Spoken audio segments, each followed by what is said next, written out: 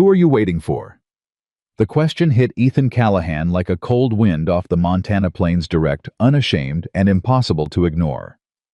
He turned slowly, his jaw tightening beneath the gray stubble of a man who had stopped caring how he looked to the world. 7 years. 7 years he had sat on that same bench, holding that same folded letter, watching that same train disappear into nothing. And in all that time, not a single soul in Willow Creek had ever dared ask. Until her. If this story moves you, please subscribe to our channel and drop a comment telling us what city you're watching from. I want to see how far this story can travel. The town of Willow Creek, Montana, had a particular kind of silence that settled in around 3 o'clock on Sunday afternoons. It wasn't the silence of emptiness, it was the silence of people who had learned over time to hold their breath for the same reason. Because that was when Ethan Callahan rode in. You could set a watch by it. His horse, a dark roan gelding named Corporal, would appear at the far end of Main Street at 14 minutes before the hour. The sound of iron shoes on packed dirt was as familiar as the church bell that rang 2 hours before it. Shop owners would glance up from their counters. Children playing near the feed store would pause mid-stride. Old women on their porches would exchange a look that said everything and nothing at once. He never varied the route, never stopped to speak. He tied Corporal to the post outside the station with the same knot, tight, efficient. The knot of a man who had learned that things left loose tended to disappear, and he walked through the station doors with his hat pulled low and his coat buttoned against the cold, regardless of season. He bought a platform ticket from whoever happened to be behind the window. He sat on the third bench from the left on the platform side. He placed his hat on the empty space beside him, crown down brim, facing forward. And he waited. The westbound train arrived at exactly 3 o'clock. It slowed with a great groan of iron and steam. A handful of passengers stepped off. A handful more climbed aboard. The conductor called his "all aboard" to nobody in particular. And then the train pulled away, vanishing into the gray-green distance of the Montana hills. Ethan watched it go every time. He never boarded. He never spoke to the passengers. He never looked away until the last curl of smoke disappeared beyond the ridge. Then he stood, retrieved his hat, tucked something back inside his coat, with the careful deliberateness of a man returning a photograph to a frame, and he walked back through the station and untied Corporal and rode home. For 7 years, that was the whole of it. Thomas Reed, who had worked Ethan's ranch as foreman for going on 22 years, and who considered himself the closest thing to a friend the man possessed, had long since stopped trying to talk him out of it. He'd tried once in the second year on a February Sunday, when the temperature had dropped to dangerous, and Ethan had still ridden in with his collar up and his expression fixed. "You're going to kill yourself with this," Thomas had said, standing in the barn doorway, while Ethan saddled Corporal. "Mind the fence line on the north pasture," Ethan had replied. "2 posts need replacing before the ground freezes solid." That was the end of that conversation, and every conversation like it. The town talked naturally. Towns like Willow Creek were built on talk the way they were built on river water and good soil. It was simply what kept things alive. Some said Ethan was grieving. Some said he was punishing himself. The more dramatic among them said he was waiting for a ghost, which was not entirely wrong, though not in the way they meant it. What everyone agreed on was this: you did not ask Ethan Callahan about the train station. You did not ask him about Rose. You did not, if you valued the particular warmth of his occasional goodwill, press him on matters he had decided were closed. That was the consensus. Clara Whitmore had not received the memo. She arrived on a Wednesday, which was not a day that held particular significance in Willow Creek, but which would later feel like it should have. The morning train from Billings deposited her on that same platform with a single trunk, a leather satchel worn soft from years of use, and the expression of someone who had already done their grieving and arrived at the practical, quiet side of it. She was 31 years old, though she carried herself with the self-possession of someone who had lived considerably more than that in terms of what life had asked of her. Her hair was the color of winter wheat pulled back with the no-nonsense efficiency of a woman who had long ago made peace with the fact that she was not the kind of person who had time to fuss. Her eyes were gray, not the flat gray of overcast sky, but the particular gray of water running over stone, which is to say, They had depth and movement, and a quality of seeing things that weren't entirely on the surface. She had come to Willow Creek to work. The station master, a round-faced man named Gerald Purcell, who smelled permanently of pipe tobacco and had the disposition of someone who considered any change in routine a personal affront, showed her the clerk's window and the ledger system and the schedule board with the air of a man transferring ownership of something he'd rather keep. "Previous clerk left in October," he said. "Family situation." "I understand," Clara said. "You'll handle ticketing, schedule posting, lost luggage inquiries, and passenger assistance. Telegrams go through the line on the east wall. You don't touch the safe." "I understand," Clara said again. Gerald seemed mildly unsettled by her equanimity. He'd expected at least one question about the living quarters behind the station, or the salary discrepancy she had presumably noticed in the contract. He'd prepared explanations for both. Clara offered him neither the questions nor the opportunity for the explanations. She simply tied on the clerk's apron, opened the ledger to the current page, and said, "What time does the first train arrive?" Gerald told her. And that was more or less how Clara Whitmore came to Willow Creek. She noticed Ethan on her second Sunday. The first Sunday she had been occupied with a ticketing confusion involving two families with nearly identical surnames who had both booked passage on the same car, and by the time the platform cleared, she had missed the particular stillness that settled around the man on the third bench. But the second Sunday she had no such distraction. She was organizing the schedule board when she heard the horse outside. The rhythm of it was different from the usual midday traffic. Deliberate, unhurried, the gait of a horse that knew exactly where it was going and had no intention of being rushed. She glanced through the window without thinking about it. She saw him tie the horse, watched the knot, noted the economy of the movement, not careless, not hurried, but reduced to its essential components in the way that only habit could produce. He came through the door. How was a large man, not tall in the theatrical sense, but substantial in the way that certain trees were substantial, the kind of width and solidity that suggested roots rather than height. His face was the face of the Montana landscape itself, weathered, spare, capable of great beauty in the right light, and deeply indifferent to whether or not that light was currently available. He approached the window. Clara met his eyes for a fraction of a second. Gray-blue like early morning before the color decided what it was going to be. She had a brief, inexplicable impression of something vast and very still, like standing at the edge of a field just before a storm. "Platform ticket," he said. His voice was low and unhurried, the voice of a man who had long ago stopped using words he didn't need. "Name?" Clara asked, because she was new and she was doing things properly. Something shifted in his face. Not annoyance exactly, more like the mild surprise of a man encountering a door where there had previously been open air. "Callahan," he said. "Ethan Callahan." She wrote it in the ledger. She slid the ticket across the counter. He took it without looking at her again and walked through the platform door. Clara stood at the window and watched him sit down on the third bench. Watched him place his hat beside him with that particular careful gesture, crown down, as though the space beside him was occupied. Watched him reach inside his coat and withdraw a folded piece of paper which he held flat against his knee without opening. She watched the train arrive. She watched him watch it. She watched him not move. She watched the train leave. She watched him stand, replace the letter, pick up his hat, and go.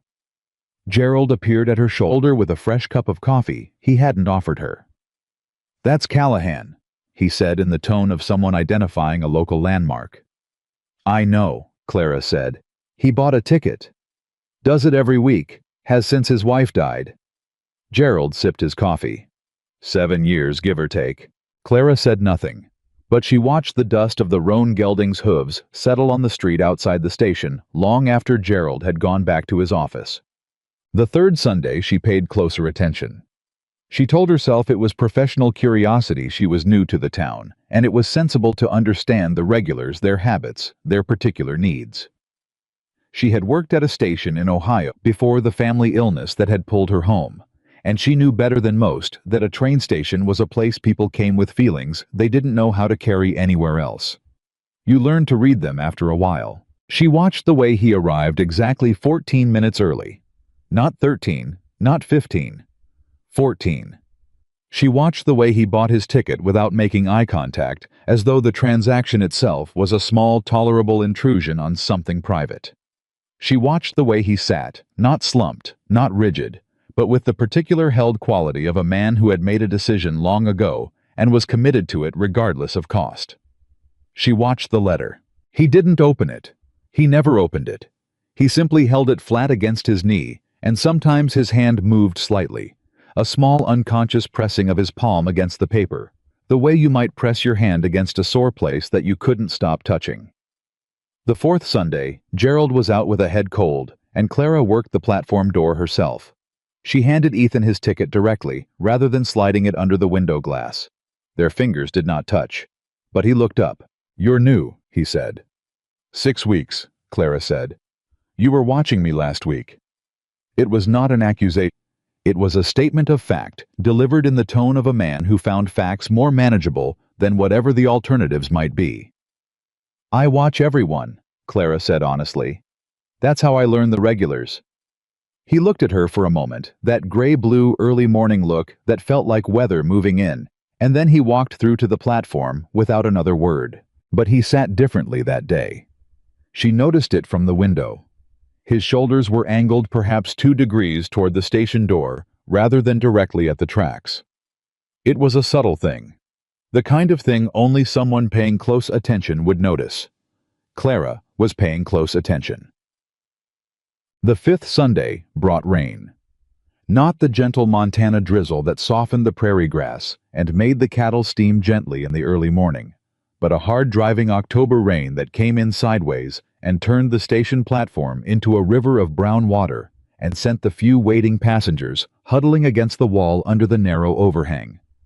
Ethan came anyway. I was soaked through before he even reached the ticket window. His coat darkened from the shoulders down his hat, channeling water off the brim in a steady stream. He bought his ticket with the same words, the same economy, the same flat refusal to acknowledge that anything about this situation was remarkable. Clara watched him take his usual seat, watched him set his hat down beside him, watched him reach for the letter, and then for the first time pause. The rain was heavy enough that the letter would be destroyed in seconds if he took it out. His hand hovered at the inside pocket of his coat. Then he lowered it to his knee, empty, and sat with his hands flat against his legs and his face toward the tracks. Something about it was harder to look at than usual. The absence of the letter. The empty hands. It felt like watching a man realize that the one thing he'd been holding on to couldn't help him right now. Clara made a decision. She untied her apron, folded it over the back of her chair, and went to the door that led to the platform. The rain hit her immediately. She had not thought to bring an umbrella. She walked the length of the platform in the driving wet and sat down on the far edge of the third bench, not beside the hat, which was drowning on his left, but on his right, leaving the kind of respectful distance that said, "I am here, but I am not intruding." Ethan did not look at her. A long moment passed. The rain was very loud on the station roof above them. "You're going to ruin your dress," he said. "It'll dry," Clara said. Another moment. "You don't have to sit out here," Ethan said. "I know," Clara said. The train was 4 minutes away. She could hear it, that low, faraway vibration in the rails that came before the sound. She had learned to feel it in her feet. She said, "I lost my family last year." He turned to look at her then, not with the mild alarm of someone confronted with unexpected personal information, but with the careful attention of a man who understood that some sentences required witness. "Fever," she said. "My mother, my younger sister, within 2 weeks of each other." She kept her eyes on the tracks. "I stayed in our house for a long time after. I kept setting the table for 3. Ethan said nothing. "It wasn't grief exactly," she continued.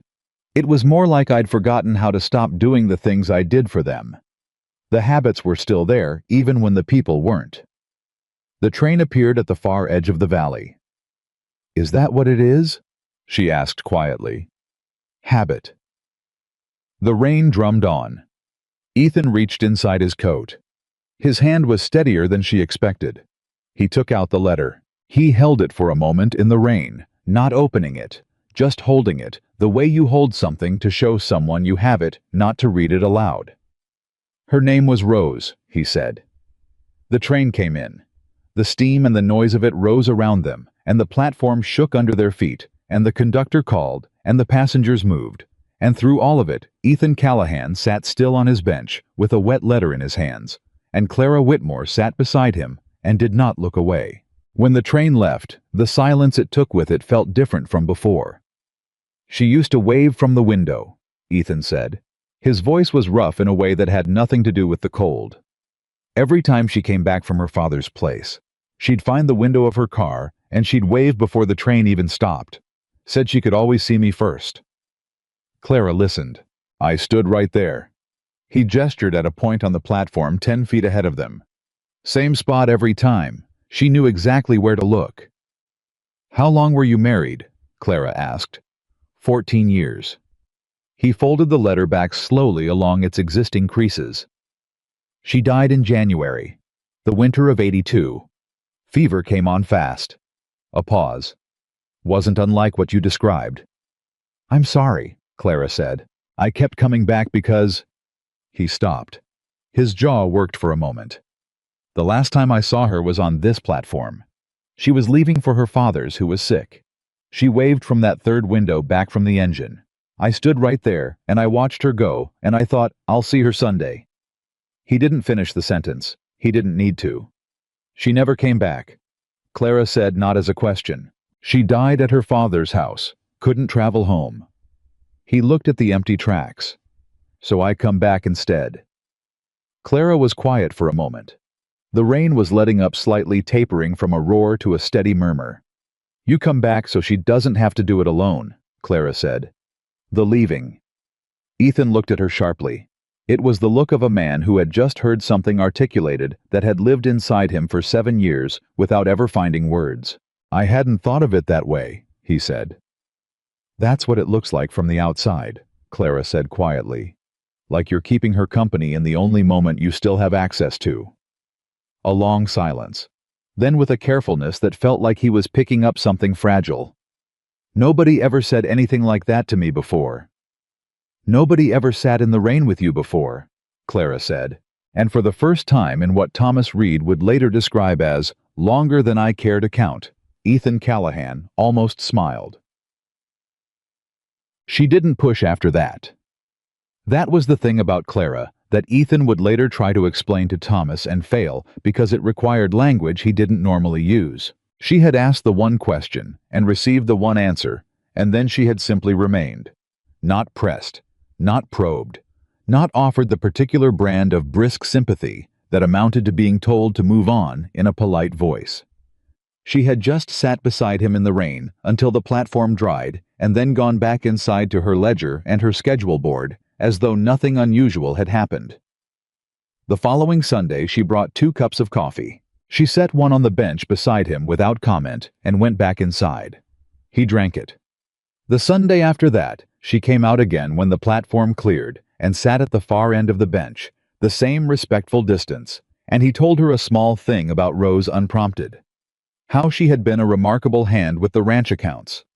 How she had kept 3 sets of ledgers and could find an error in any of them blindfolded. "Sounds like someone else I know," Ethan said, and looked sideways at her with that gray-blue look, and this time it was Clara who almost smiled. The Sunday after that, Thomas Reed happened to be riding through town and pulled up outside the station just as Ethan was walking back to his horse, and he saw the way Ethan's shoulders sat looser somehow than they had in years, and he stood very still in the street and watched his oldest friend ride away with the careful attention of a man who suspects something important has shifted and is not yet sure whether to be grateful or afraid.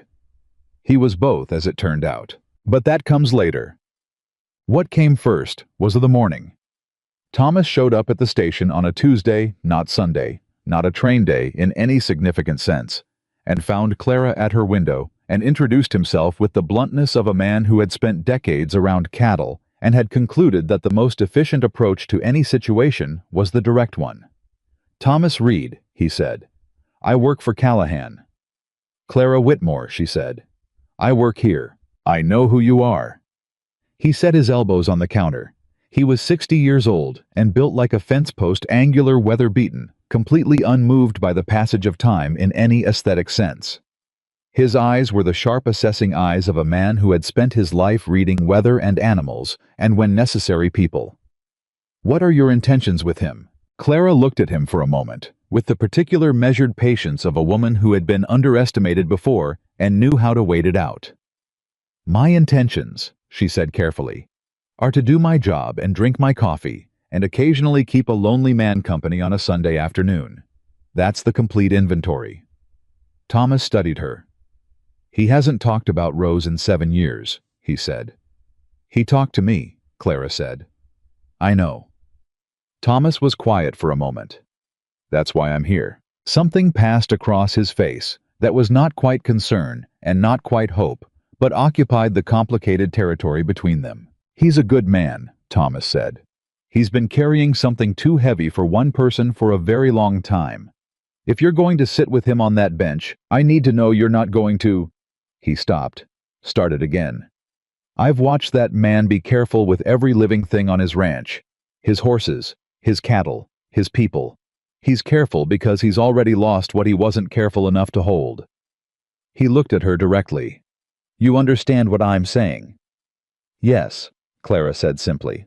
"Then I'll leave it there," Thomas said. He pushed back from the counter. At the door he stopped and turned. "For what it's worth," he said, "she would have liked you. Rose would have liked you considerable." He left before Clara could respond. She stood at her window for a long moment after watching him ride away in the same direction Ethan always rode. Then she turned back to her ledger and found the line where she'd been and kept working. But her hand wasn't quite steady. The next Sunday, Ethan arrived at his usual time and bought his usual ticket and sat on his usual bench. Clara came out with 2 cups of coffee and sat at her usual distance, and they watched the usual train arrive and depart. Then Ethan said without preamble, "Thomas came to see you." Clara considered denying it for approximately 1 second. "He did."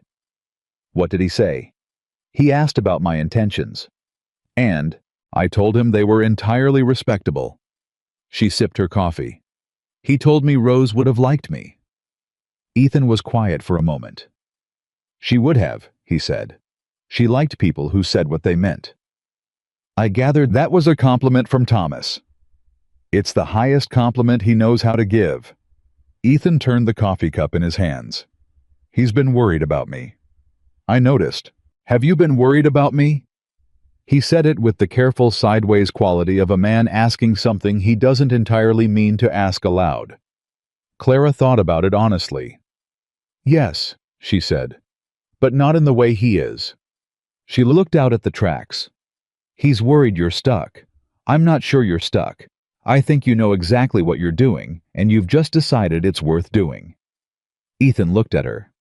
And I think you deserve to decide that." She met his eyes. "I just wonder sometime if you've considered whether she'd agree with you." The silence that followed was the longest one yet. When Ethan finally spoke, his voice had changed in some way that was difficult to name.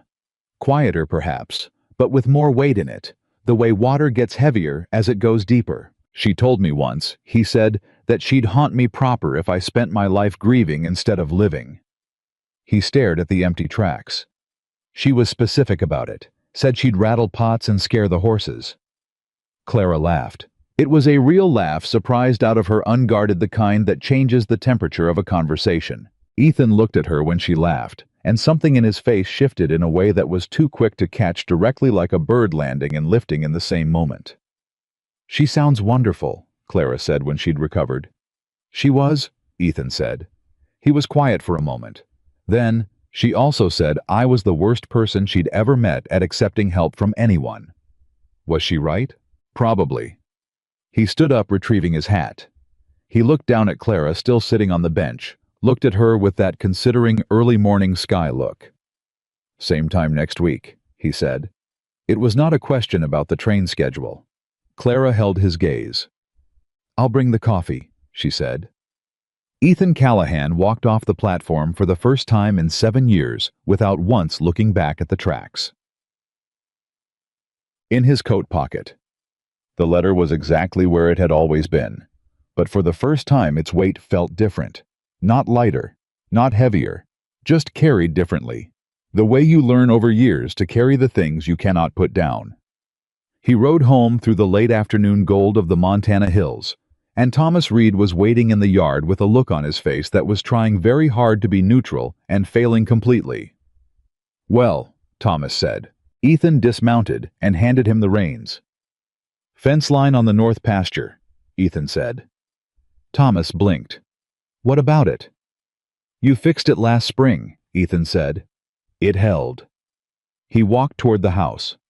Thomas stood in the yard holding Corporal's reins, watching him go with an expression that a man his age and his particular variety of reserve would never describe as moved. He was moved anyway. He stood there long enough that Corporal turned and looked at him with the patient, mild reproach of a horse who wanted his grain, and that finally broke it.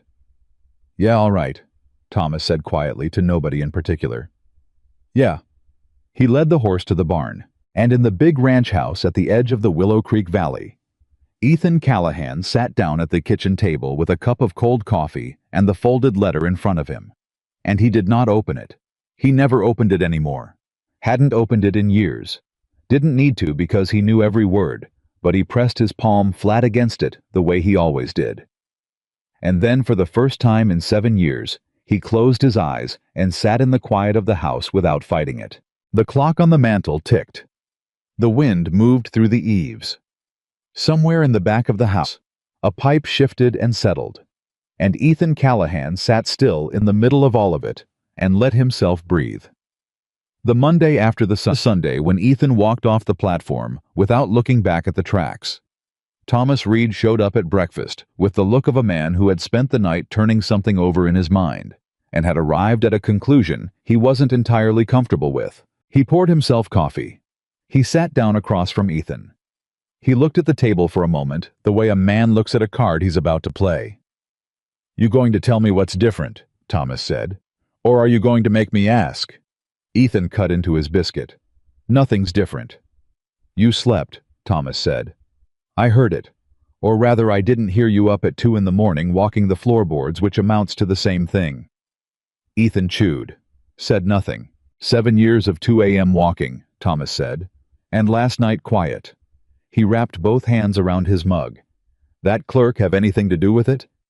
"Her name is Clara," Ethan said. Thomas went very still in the particular way of a man who has just received more information than he expected from a single sentence. Because Ethan Callahan in 7 years had not once referred to anyone at that train station by their given name. "Clara," Thomas repeated carefully. "She lost her family last year," Ethan said. "Her mother and her sister, fever." He looked up from his plate. She understood what it was to keep setting the table for people who weren't there anymore. Thomas was quiet for a long moment. "And you told her about Rose?" "Some of it." "How much of it?" Ethan met his eyes. "Enough." Thomas nodded slowly. He drank his coffee. He looked out the window at the yard where 2 of the ranch hands were already moving toward the barn in the cold morning air. "You know what Rose would say," Thomas said finally. "I know exactly what she'd say," Ethan said. "She said it to me before she ever needed to. She was specific about it." "Pots rattling," Thomas said. "And the horses." Thomas almost smiled. It was the almost smile of a man who had loved the woman being referenced and was grateful that her memory could still be spoken aloud, without the conversation collapsing under its own weight. "She was specific," Thomas agreed. They finished breakfast without another word on the subject. But when Ethan rode out to check the north pasture that morning, Thomas stood in the yard and watched him go with an expression that had quietly over the course of 1 cup of coffee reorganized itself from worry into something more careful and more hopeful and considerably more afraid, because hope at a certain age felt more dangerous than the alternative. He went back inside and washed the breakfast dishes. It was the closest Thomas Reed came to prayer. Clara, for her part, told nobody anything. She was not by nature a private person. She was in fact the kind of person who understood instinctively that connection required disclosure, that you could not sit beside someone in the rain and tell them about your dead mother and your dead sister and expect the walls to go back up afterward, but she was careful about what she offered to whom and when. Gerald Purcell was not a whom. Gerald Purcell was a station master who communicated primarily through disapproval of anything that had happened after 1875, and who would have transformed a conversation about Ethan Callahan into town gossip within 48 hours. So when Gerald said, as he inevitably did on the Monday after that fourth Sunday, "Noticed you sitting on the platform again yesterday?" Clara said simply, "I thought the fresh air would do me good." And Gerald said, in the tone of a man who did not believe her and had filed the non-belief away for future reference. What Clara did instead was write a letter. She wrote it to her friend Margaret, who lived in Billings, and who was the person Clara trusted most in the world, with the complicated inside workings of her own feelings. Margaret was a practical woman who had been married for 30 years, and who gave advice the way a good doctor gave medicine in the right amount at the right time, without sugarcoating. "There is a man here," Clara wrote, "who has been doing something for 7 years that I keep thinking about. He comes to the train station every Sunday and sits on a bench and watches the westbound train arrive and leave, and then goes home. He lost his wife 7 years ago, and the last time he saw her was on that platform. I sat with him last Sunday in the rain, and he told me her name." She paused, pen hovering. "I don't know what to do with the way I feel about it. Not about him. Margaret, not yet. Maybe not at all. I'm not speaking about that. I'm speaking about the particular feeling of being the first person in 7 years that someone trusted with the most important thing they carry. It feels like being handed something irreplaceable and being told to hold it carefully. I am trying very hard to hold it carefully." She sealed the letter and posted it the next morning. 3 days later, Margaret's reply arrived. "You've always been good at holding things carefully," Margaret wrote. "The question is whether you're allowed to set anything down eventually, or whether you'll just stand there being careful forever. Don't be so careful that you forget to be present. The man sounds like someone worth being present for. Just be honest. You're always better when you're honest." Clara read it twice at her desk behind the ticket window. Then she folded it and put it in her apron pocket and went back to her schedule board. She was still thinking about it when Ethan arrived the following Sunday. He came earlier than usual. Not drastically, perhaps 5 minutes, but enough that Clara noticed it and understood what it meant without requiring him to explain it. A man who had been doing the same thing for 7 years to the minute did not arrive 5 minutes early by accident. She had the coffee ready. She came out to the platform before he had fully settled onto the bench, and she handed him his cup, and she sat closer this time, not dramatically, but measurably, and he didn't comment on it. "I've been thinking," he said, which was how he tended to begin things that mattered. "About?" Clara wrapped both hands around her cup. "What you said, about keeping her company in the only moment I still have access to." He looked at his coffee. "I've been thinking that you might be right about that, and thinking about whether it's helping or whether it's—" He stopped. Tried again. "Whether I've been using the grief as a way to stay close to her, and whether that's different from actually grieving." Clara considered this carefully. "What do you think?" "I think I learned a long time ago that as long as I kept coming back here, I didn't have to figure out who I was without her."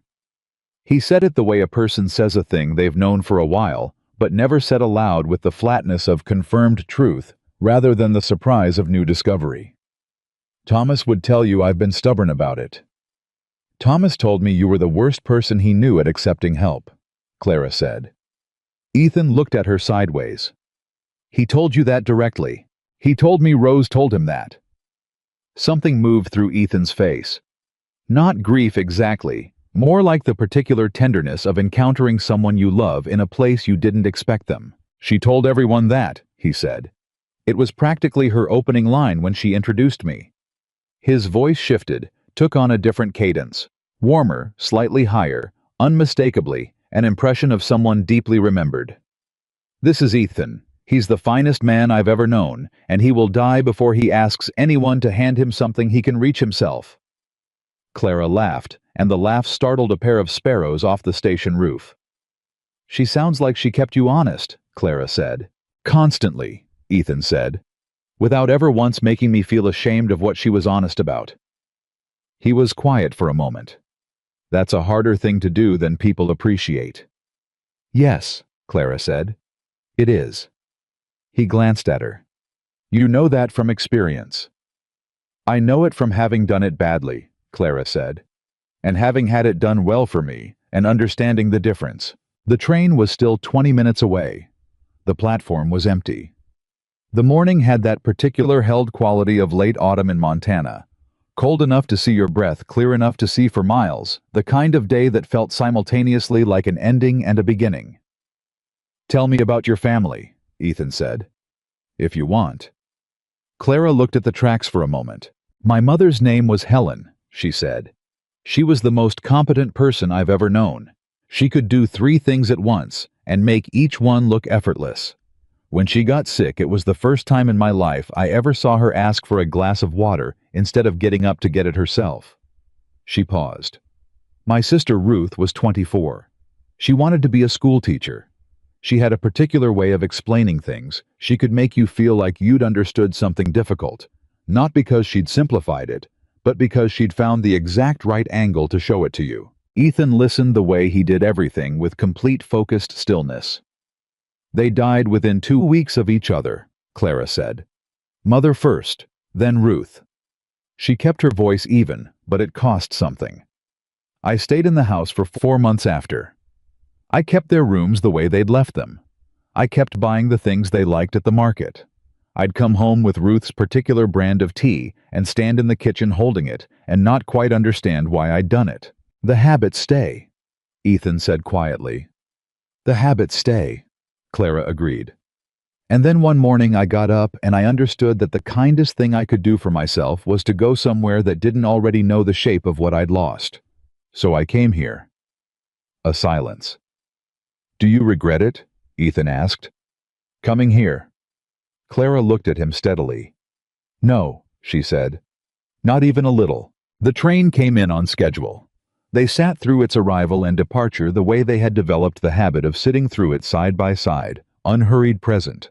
And when the last sound of it faded, Ethan said, same time next week, with the same inflection as before, and Clara said, I'll bring the coffee, with the same answer, and they parted. But this time, Ethan said as he stood at the platform door, I'd like to hear more about Ruth sometime, the school teacher who found the right angle.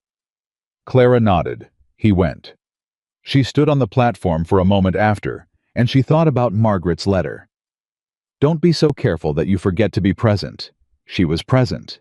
She could feel it in the way that Sunday afternoons had started to carry more weight than any other part of the week, that she thought was either very good or very complicated.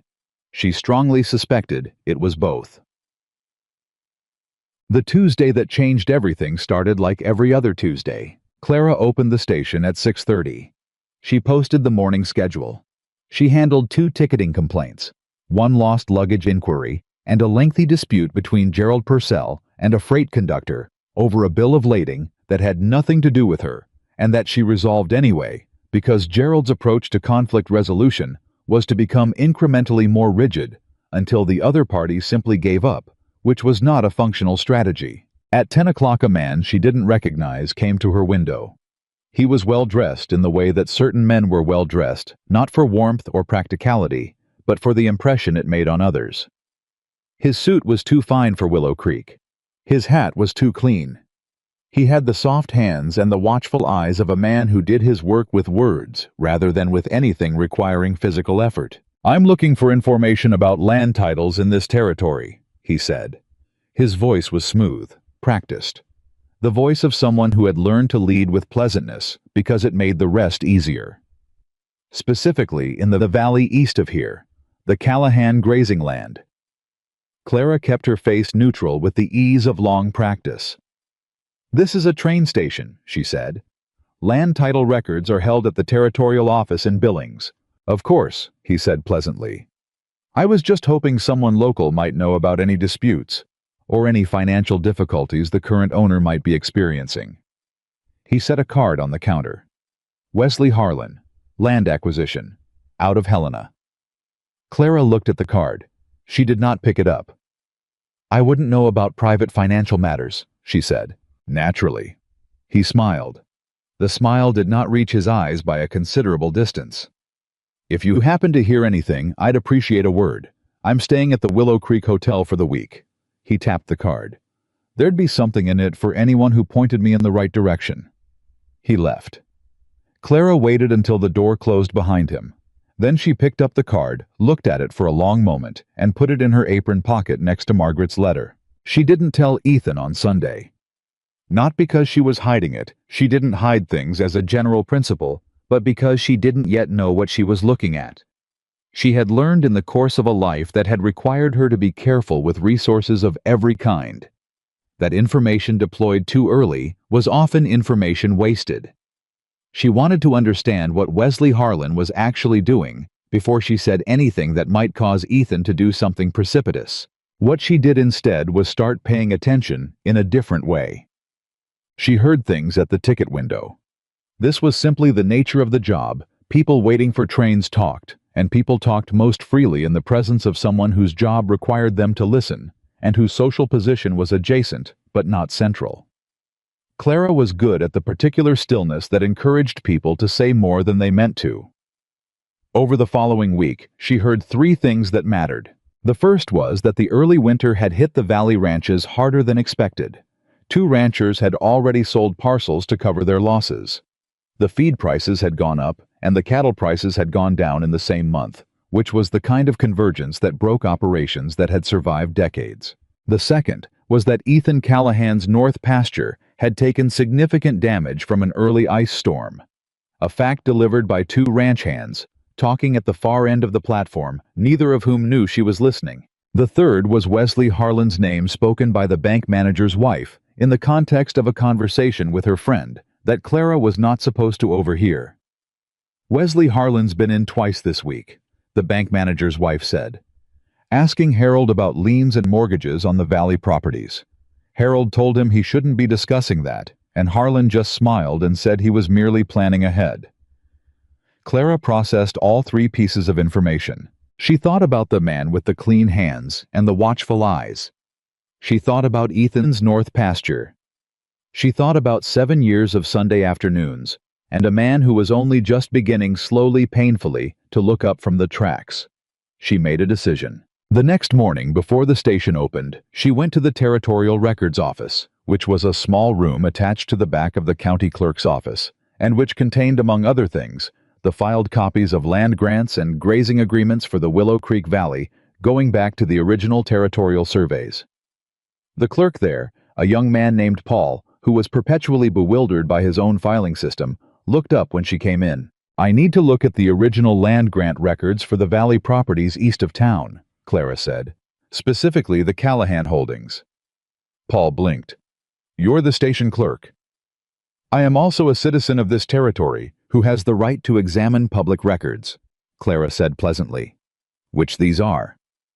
Paul, who had not been trained for pushback and was not temperamentally suited to it, showed her to the relevant cabinet. Clara spent 2 hours with the documents. What she found was not immediately alarming. But it was the kind of not immediately alarming thing that a person with experience in railway records, which involved large amounts of money, complicated land agreements, and the particular creativity of men who wanted what other people had recognized as potentially very alarming indeed. The original Callahan land grant filed in 1871 contained a clause. It was buried in the 3rd page of the original survey document, written in the dense legal language of the territorial period, and it concerned what happened to the grazing rights on the east section of the property, in the event that the primary structure, the ranch house, was ever vacated for a period of more than 18 months. In that event, the grazing rights reverted to a secondary claimant. The secondary claimant was listed as a landholding company. The landholding company, when Clara traced it through 3 other documents, with the methodical patience of someone who had once spent 6 months straightening out a railway's financial records, turned out to be currently registered to a principal named Wesley Harlan. Clara sat very still with the document in her hands. The clause had existed for 18 years without ever being triggered because the Callahan ranch house had never been vacated. Even in the worst years of Ethan's grief, he had lived there. Thomas Reed had lived there. The property had been continuously occupied. But the east section, the north pasture, the one the ice storm had damaged, contained one of the outbuildings. An old bunkhouse that had been sitting empty for 3 years since Ethan had consolidated his ranch hands to the main bunkhouse closer to the house. It was not the primary structure, but the document's language was not precise. A clever lawyer, and Clara suspected that Wesley Harlan employed clever lawyers, might argue that the clause applied to any significant structure on the east section.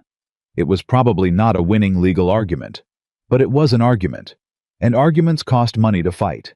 And men under financial pressure from a bad winter sometimes couldn't afford to fight arguments, even losing ones.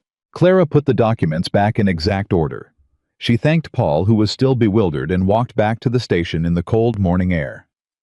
She was thinking about something Thomas Reed had said on his one visit to her window. He's been carrying something too heavy for one person for a very long time. He had meant the grief, but it applied, she thought, more broadly than that. She arrived at the station and hung up her coat and tied on her apron and opened the window for the morning passengers. And all day, she was exactly as efficient and pleasant as she always was. But in the back of her mind, behind everything else, she was turning over what she'd found and thinking about the man with the watchful eyes who was staying at the Willow Creek Hotel and who had offered something in it for anyone who pointed him in the right direction. She was thinking about how Ethan, who was the worst person Thomas Reed knew at accepting help, had spent 7 years managing alone things that required more than one person. She was thinking that the world very often arranged for the kind of people who refused help to need it at the precise moment when refusing it was most dangerous. And she was thinking that she had not come to Willow Creek to stand behind a window and let things happen that she could see coming and didn't have to let happen. Sunday was 4 days away. She had 4 days to decide exactly what she was going to say, and how, and in which order. On Thursday, Harlan came back to the station window. He was as pleasant as before. He bought a ticket to Billings for the following Tuesday, a return ticket, she noted, which meant he intended to come back. He set his card on the counter again, though she hadn't removed the first one from her pocket. "You think about whether you'd heard anything," he said. "I have a good memory," Clara said. "I recall you saying something like that." He leaned on the counter slightly. Comfortable. Confident in the way of men who had been comfortable so long they'd forgotten what discomfort felt like. The Callahan situation, you understand, there's nothing adversarial about it. It's just business. The man's having a hard year, and there are arrangements that might benefit everyone. "What kind of arrangements?" Clara asked. He smiled. "A fair purchase. Cash. He keeps the house the main pasture. He just relinquishes the east section, which he's barely using anyway." The smile stayed in place with the fixed quality of something that had been practiced in a mirror. "It's a generous offer. A man in his position would be wise to take it before the situation complicates." "Before the situation complicates," Clara repeated. "Things can get legally untidy when old documents get involved," Harlan said pleasantly. "Easier for everyone when it's resolved simply." Clara looked at him for a moment. "I'll be sure to let you know if I hear anything useful," she said. He nodded. He picked up his ticket. He left. Clara watched him go. Then she reached into her apron pocket and took out both cards, the first one from Tuesday and the new one he'd just placed on the counter, and she held them in her hand and thought about legally untidy and old documents, and the particular way his voice had shifted barely perceptibly when he'd said the east section. He knew about the clause. He was counting on Ethan not knowing about it. And he was creating pressure, the hard winter, the financial strain, the vague threat of legal complication designed to push a proud man who didn't ask for help into accepting a bad deal because it felt like the only exit from a closing room. Clara put both cards on the desk behind her window face down, like playing cards she wasn't ready to show. She had 3 days until Sunday. She spent all 3 of them reading. Every railway agreement she'd ever processed had taught her one thing. Above everything else, the language that protected you was always already there. You just had to find it. The people who wrote these documents, the original territorial surveyors, the land grant officials, they weren't careless men. They had anticipated disputes. They had built protections into the original agreements precisely because they understood that the value of land attracted the kind of men who were very good at finding angles. On Saturday night, Clara sat in her small room behind the station with 3 pages of notes in her careful handwriting and the originals of 2 documents she had legally copied from the territorial records. She had found what she was looking for, buried 6 pages into the original Callahan Land Grant Survey, not on page 3, where the problematic clause lived, but on page 6, in a supplementary addendum, filed 2 years after the original grant, was a notation. She was confident Wesley Harlan's lawyers had either missed or were hoping nobody else would find. The addendum clarified the definition of primary structure for the purposes of the original grant. It was specific. It was unambiguous. And it made the clause on page 3 inapplicable to any outbuilding secondary structure or seasonal facility constructed after the date of the original grant. The old bunkhouse had been built in 1879, 8 years after the original grant. The east section was Ethan's, completely, legally, with no angle available that a territorial court would entertain for more than 10 minutes. Clara set down her pen. She looked at her notes. She thought about a man who had spent 7 years on a bench keeping company with a grief so heavy it had bent him nearly in half, who had finally slowly, painfully begun to straighten, who had started arriving 5 minutes early to a train station, because there was a person there he wanted to talk to who had told her about Rose's laugh and Rose's ledger books and the particular timbre of her voice, who had walked off a platform without looking back at the tracks. She thought about what it would do to that careful, just beginning straightening if a man like Wesley Harlan managed to strip away a piece of what Ethan had spent his life building. Clara put her notes in her leather satchel. She would tell him Sunday, all of it, and then she would hand him the documents and let him decide what to do next, because the one thing Thomas Reed had made absolutely clear was that Ethan Callahan could not be managed or maneuvered or protected without his knowledge. He had to be handed the truth directly, the way you handed a man something he needed both hands to hold. She owed him that. She blew out the lamp. In the dark of the small room behind Willow Creek's train station, Clara Whitmore lay awake for a long time, listening to the wind work along the eaves and the distant sound of the tracks settling in the cold, and she thought about all the ways that a person could arrive somewhere expecting one thing and find something else entirely, and how sometimes, not always, but sometimes the something else was better than anything you'd thought to hope for. She didn't know yet what this was. She only knew that Sunday was tomorrow, and that she had stopped somewhere between the rain and the documents and the cards, face down on her desk, being particularly careful about what she was feeling. She was present. That was enough for now. She told him on Sunday. Not immediately. Not before the coffee, not before the train, not before the particular quiet of the platform had settled around them, the way it always did. The comfortable earned quiet of 2 people who had stopped needing to fill silence with noise. Clara had learned over the past weeks that Ethan received information better when he wasn't braced for it. You didn't walk up to a man like Ethan Callahan with your arms full of something difficult and expect him to catch it cleanly. You had to set it down in front of him, step back, and let him come to it. So she waited until the train had come and gone.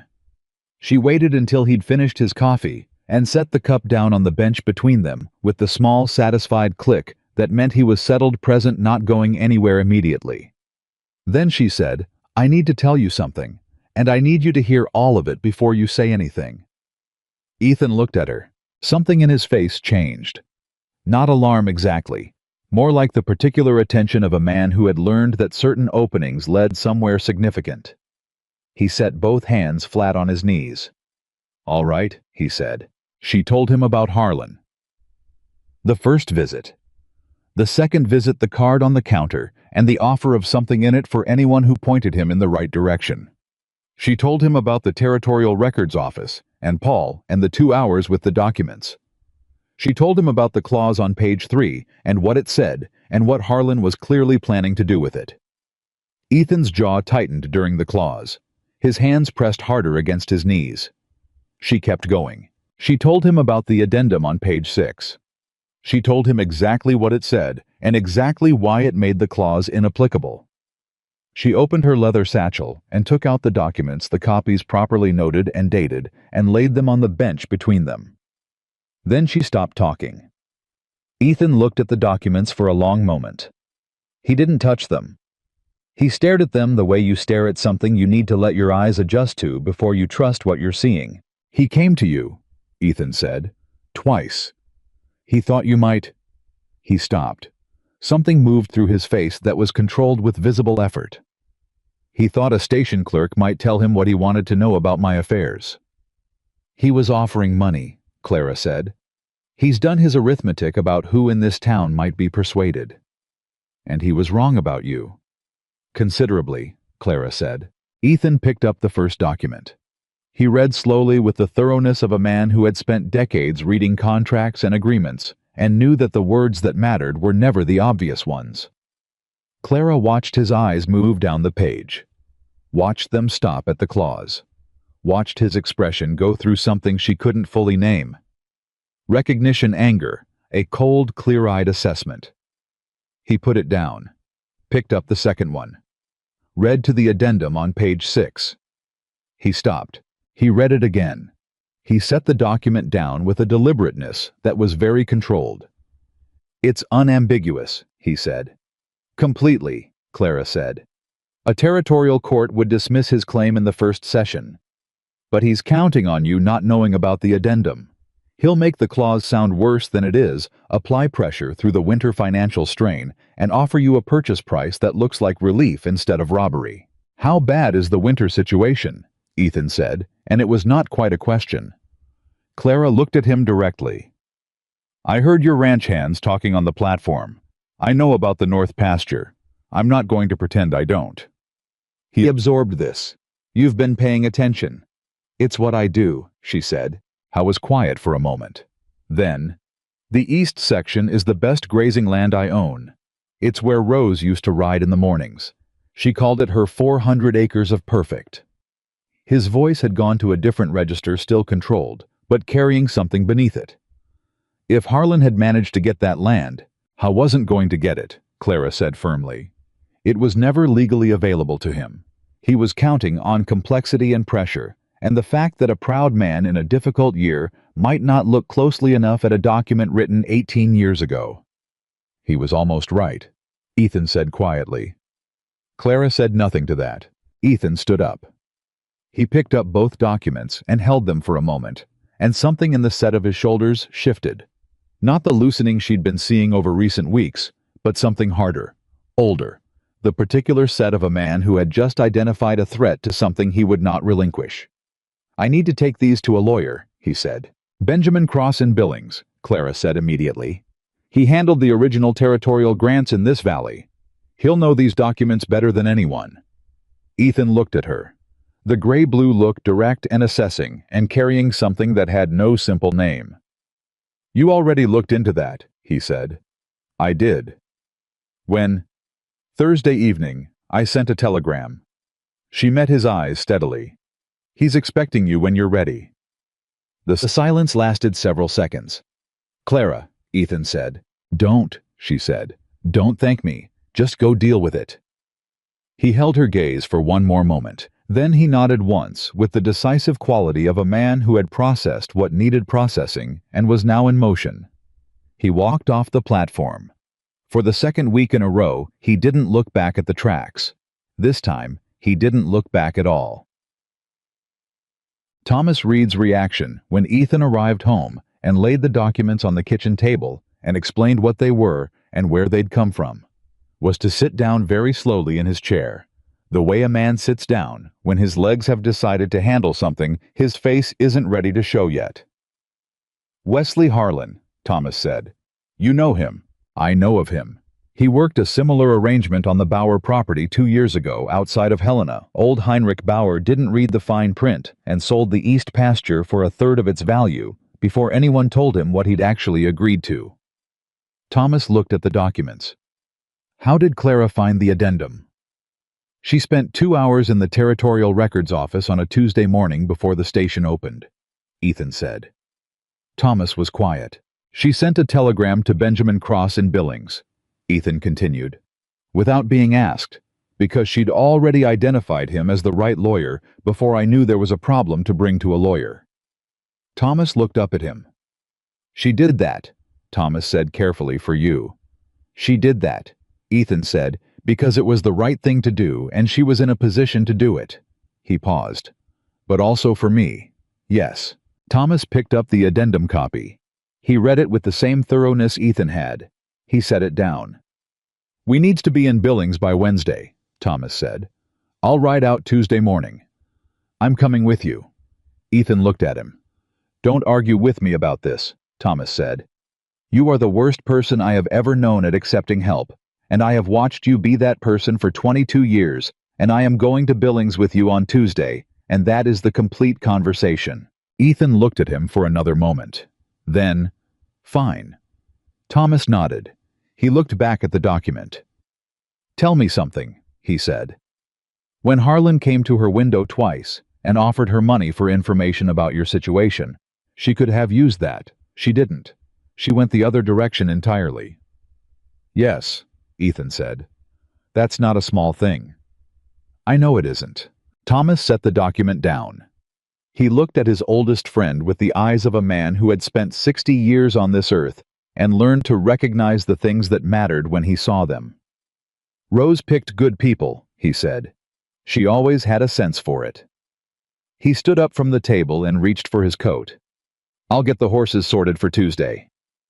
He was almost out of the kitchen when Ethan said, "Thomas." Thomas stopped. "She said Rose would have liked her," Ethan said. "You told her that." Thomas kept his back to the room for a moment. "I meant it," he said. He went out to the barn. Tuesday morning they rode for Billings. The meeting with Benjamin Cross took most of Wednesday. Cross was a spare, meticulous man of 65 who had been practicing territorial law since before Willow Creek had its own post office, and who had the particular manner of a man who had seen enough human dishonesty to be unsurprised by any specific instance of it, but who retained nonetheless a genuine personal outrage at the kind. He read both documents. He read them again. He asked 4 questions, each of them precise, and answered directly. Then he set the papers on his desk and looked at Ethan over his spectacles. "The addendum is dispositive," Cross said. "The secondary claimant provision applies only to the primary structure, as defined in the supplementary addendum, which explicitly excludes any structure built after the original survey date. The bunkhouse was built in 1879. The case doesn't exist." He paused. "However," Ethan waited. "However, a man like Harlan doesn't pursue something this long without having already filed preliminary paperwork. If he's filed a notice of claim with the territorial office, which I suspect he has or is about to, you'll need to respond formally to get it dismissed. That takes time and some expense." "How much time?" Thomas asked. 6 weeks if I file this week, 2 months if there are complications." "File this week," Ethan said. "There's something else." Cross folded his hands. "The woman who found this addendum, your station clerk." "Clara Whitmore," Ethan said. "She did very precise work." Cross tapped the copy. "The notation she found is real, properly dated, and exactly as applicable as she assessed. She also identified you as my client before contacting me, which suggests she knew this valley's legal history well enough to make that connection from a cold start." He looked at Ethan over his spectacles again. "Where did she work before Willow Creek?" "Ohio," Ethan said. "A railway station. She handled their records and accounts. Railway records are among the most legally complex documents in regular civilian use," Cross said. "If she's experienced with those, she has skills considerably beyond what a station clerk's salary would suggest." Ethan said nothing to that, but something moved through his expression that Cross, being a careful reader of people, noticed and did not comment on. "I'll file Wednesday afternoon," Cross said. "You'll hear from me within the fortnight." They shook hands. Ethan and Thomas rode back to Willow Creek through the cold and the dark, and they didn't talk much, the way men who have known each other for 22 years don't need to talk when the day has already said most of what needs saying. About an hour from home, Thomas said, "You're going to tell her how it went." "Of course," Ethan said. "I mean, you're going to tell her directly, not the way you tell me things, which is mostly by implication and the strategic use of silence. I am not that indirect. You told me about Rose on that bench by saying same time next week and waiting for me to understand the significance of you not looking back at the tracks," Thomas said. That is an extremely indirect man. Ethan considered this. I'll tell her directly. Good. Thomas pulled his collar up. And Ethan. What? Whatever else is happening with this woman, and I'm not saying what it is, I'm just saying it's something. Don't be so careful that you forget to be present. He paused. That's not my phrase, but it applies. Ethan looked at him sharply. Did you write to her friend in Billings? Thomas said nothing. Thomas. Margaret is a sensible woman, Thomas said with the dignity of a man who has been caught doing something he doesn't regret. You wrote to Clara's friend. We may have corresponded briefly on matters of mutual concern. He urged his horse forward slightly out of easy conversational range. Ethan stared at his foreman's retreating back for a moment. Then, in the dark and the cold of the Montana road, he laughed. It was a real laugh, not the almost smile, not the brief warming of the eyes, but an actual laugh that came from somewhere deeper than habit had been allowing things to come from. It surprised him. The sound of it surprised him. It surprised Thomas too. He pulled his horse up and turned to look. Ethan was still laughing. Thomas watched him for a moment. Then he turned back toward home and said nothing. But in the dark riding ahead, he was smiling in the way of a man who has waited a very long time for a particular sound and finally heard it. Clara heard about the Billings trip secondhand from Paul at the records office, who had heard from the bank manager's assistant, who had heard from someone who'd seen Ethan and Thomas ride through Tuesday morning. By Wednesday, she knew they'd gone to see Cross. By Thursday, she knew the meeting had happened. She didn't hear from Ethan directly until Sunday. Those 4 days had a particular quality. Not anxious exactly. Clara was not by temperament an anxious person, but alert. The way you're alert when you've set something in motion, and you know that what comes back will tell you something important, not just about the situation, but about the person at the center of it. She had told herself she was doing it because it was the right thing to do, which was true. She had also told herself that her involvement should end at the documents she had found. What needed finding? She had given him what he needed to fight it, and the rest was his affair, which was also true. What she had not been entirely honest with herself about was the feeling that had sat in her chest for the 4 days since Sunday, like something warm and slightly precarious. The feeling of a person who has handed someone something valuable and is waiting to find out if it was received the way it was offered. On Sunday morning, before she brought the coffee out, she stood at her window and watched him tie Corporal to the post. Watched the knot. Watched him come through the door. He looked different. Not dramatically. He was still the same man, same coat, same hat, same economy of movement. But there was something in the way he stood that was different. Less of that held quality, that constant managed containment. He looked like a man who had put something down and hadn't yet picked it back up, and was finding to his mild surprise that his hands felt lighter for it. He bought his ticket. He looked at her directly when he said thank you, which was new. On the platform, once she'd come out with the coffee, he said, Cross filed Wednesday afternoon. Harlan's preliminary claim, and he had filed 1 cross, was right. About that will be dismissed within 6 weeks. Good, Clara said. Harlan came to see me Thursday morning, Ethan said. Clara went very still. At the ranch. At the ranch. His voice was level. He brought a written purchase offer, cash above market rate for the East Section contingent on a quick decision. He drank his coffee. He was very smooth about it. Said he wanted to help a neighbor through a difficult winter. Said the legal situation with the old documents was complicated, and this would simplify everything considerably. What did you say? Clara asked. I told him I wasn't interested. Ethan paused.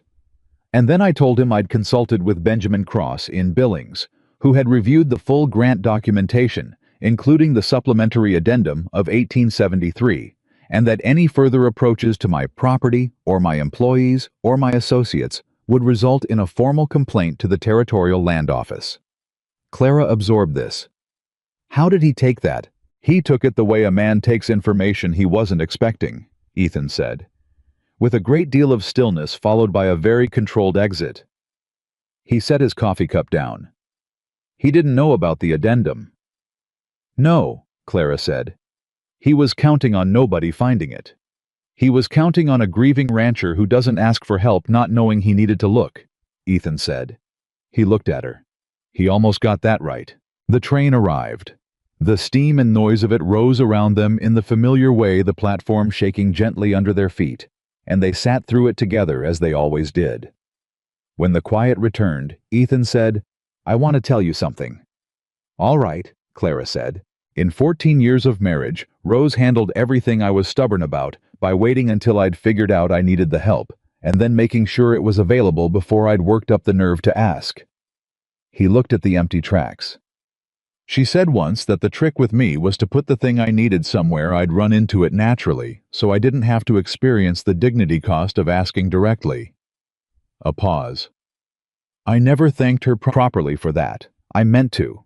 I was going to. I had a whole life ahead of me to thank her in, and then I didn't." Clara waited. "You put the documents somewhere I'd run into them," he said. "You found the lawyer before I knew I needed one. You did it without making me feel the weight of the help, because you framed it as just what you did. Someone who paid attention and acted on what she saw." "That's what it was," Clara said. "It was more than that," Ethan said. Silence. "I know it was more than that," he said quietly. "And I don't know what to do with the gratitude for it, because every time I've tried to manage that feeling, it turns into something else, and I haven't decided yet whether to be honest about what that something else is." Clara looked at him for a long moment. "You have time," she said.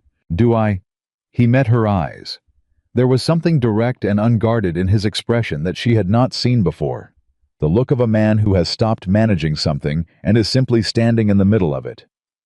"Because I've been thinking about that. About time." He paused. "I wasted 7 years of it on that bench." "You didn't waste it," Clara said firmly. "You were honoring something real. That's not waste." "I was hiding," Ethan said. "I was using something real to do something that wasn't.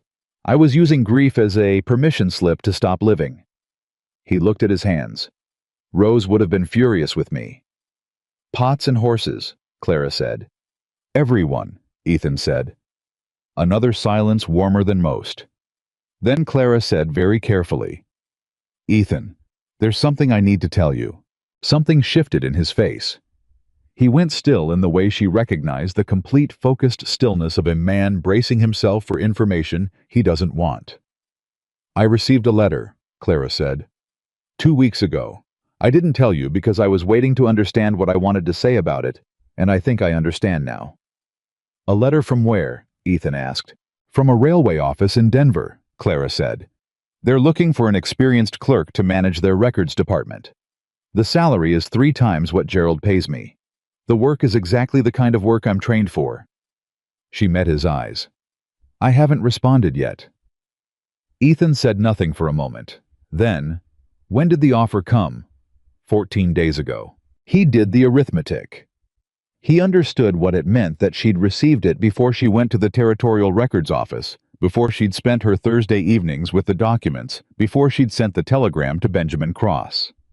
He understood that she had done all of those things while carrying that letter in her pocket. "You didn't leave," he said. "No," Clara said. "You could have. You had a reason." "I had an offer," Clara said. "That's different from a reason." He looked at her with that direct, unguarded look. "What is a reason?" he asked quietly. Clara held his gaze. "I don't know yet," she said honestly. "I think I'm still finding out." The silence that followed was the longest one they'd ever shared. Not uncomfortable, not empty.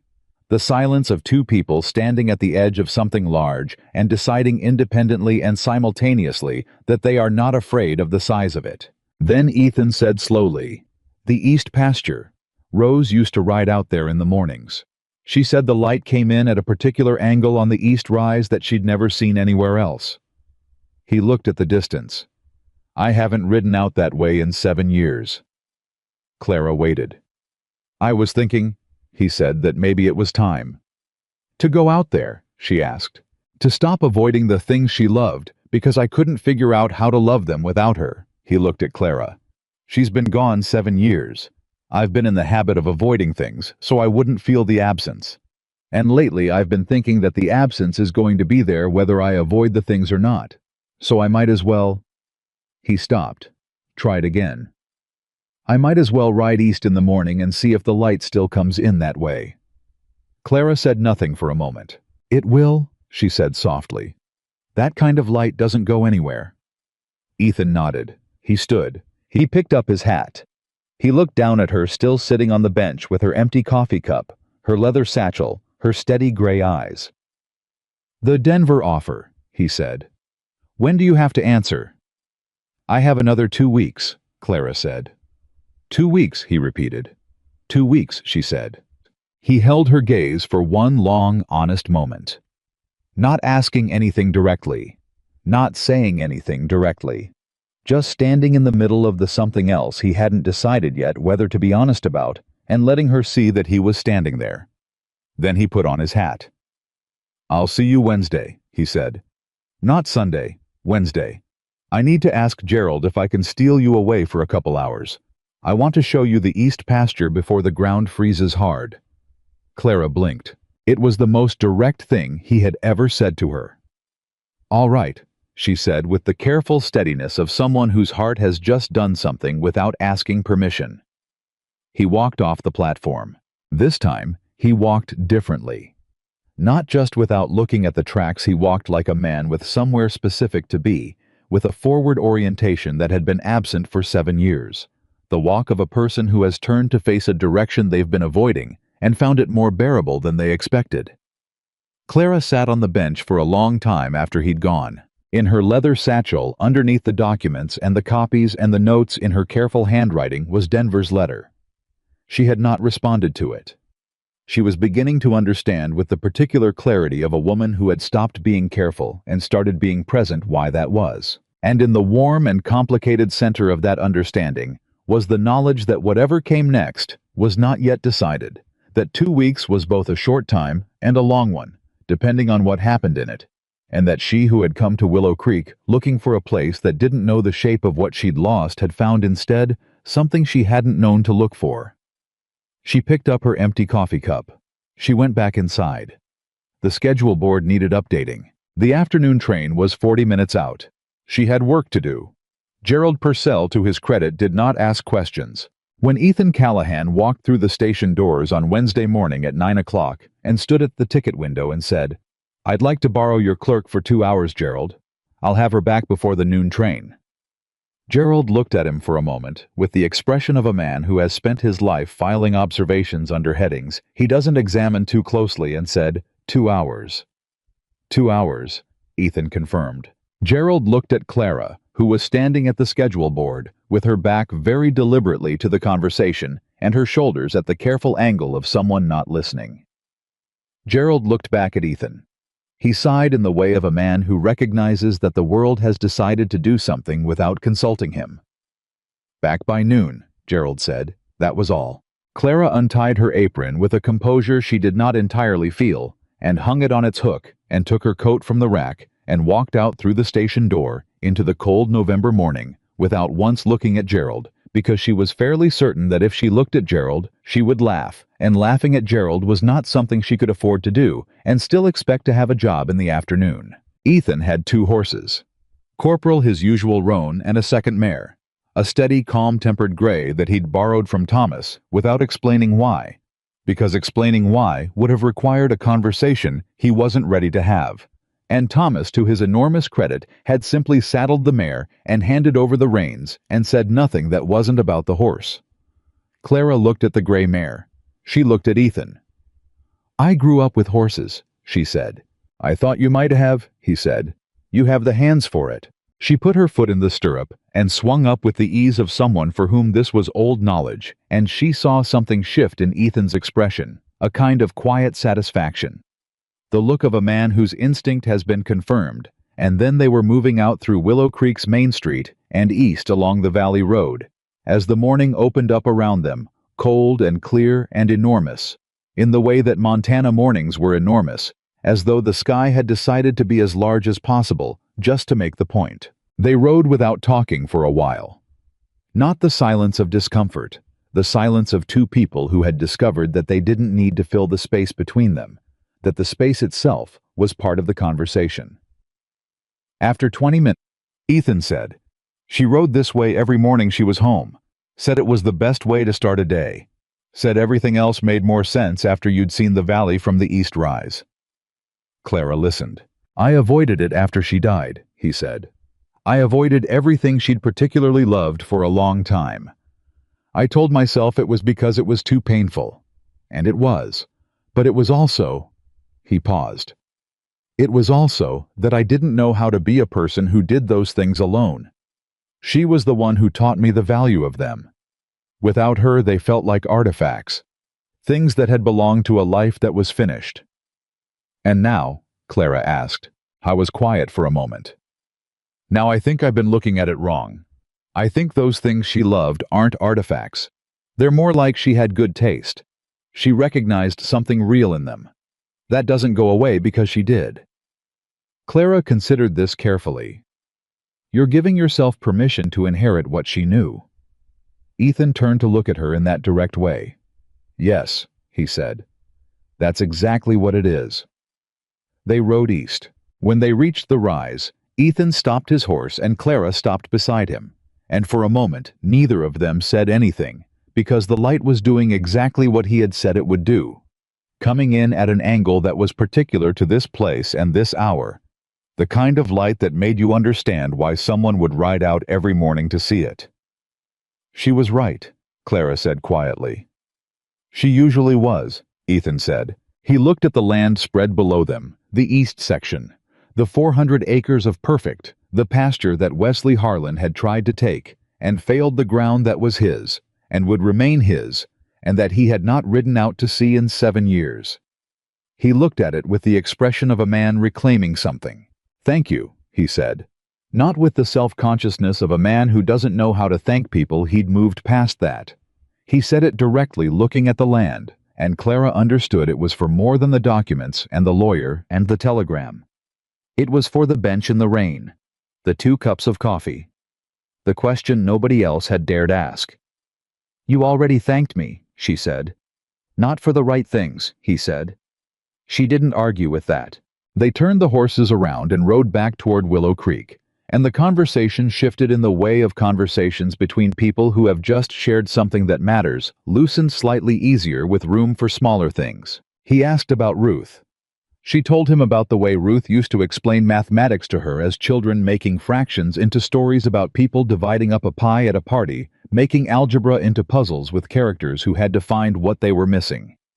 She told him that Ruth would have been a magnificent teacher, and that sometimes she still thought about the students who would never have her. Ethan listened with his whole attention the way he always did, and when she finished he said, "That kind of person doesn't disappear.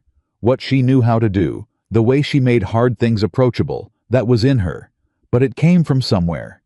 It came from your mother probably, and from the particular combination of the family she was born into. That doesn't go away with one person.